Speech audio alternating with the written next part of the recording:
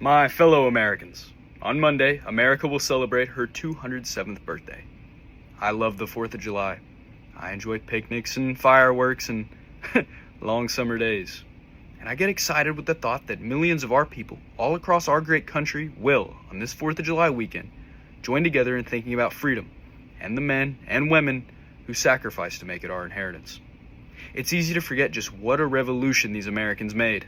It's easy to forget how they amazed the world and how many hopes they raised. President George Washington, in the very first inaugural address, warned Americans that they had a new responsibility.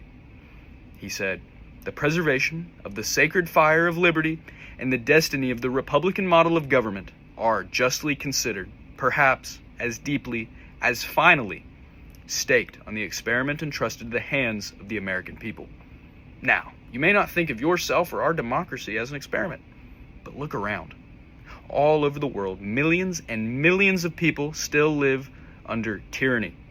Their leaders claim that they're the wave of the future, that history is on their side, and yet their people look to us for hope.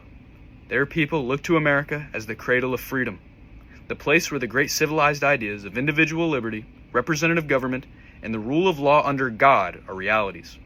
Yes, these people see America as the experiment that works, and democracy works because of the physical and moral courage of individuals. Some famous, others deserving of recognition. I think of a group of women we honored in Washington this past April, an honor long overdue. They were nurses who'd been captured in the Philippines during World War II and then spent nearly 3 years in prison camps. These women would not describe themselves as extraordinary Americans. They simply volunteered to serve their country, and they chose to serve it with courage and hope.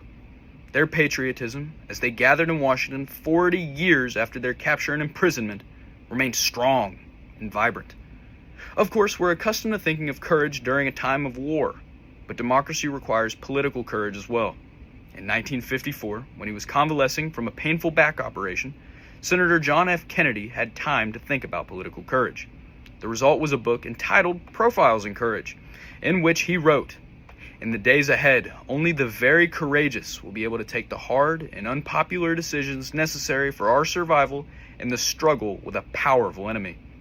And only the very courageous will be able to keep alive the spirit of individualism and dissent which gave birth to this nation, nourished it as an infant, and carried it through its severest tests upon the attainment of its maturity."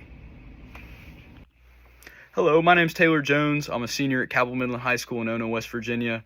I just wanted to put this little part here at the end to talk about what I hope to accomplish with this submission. I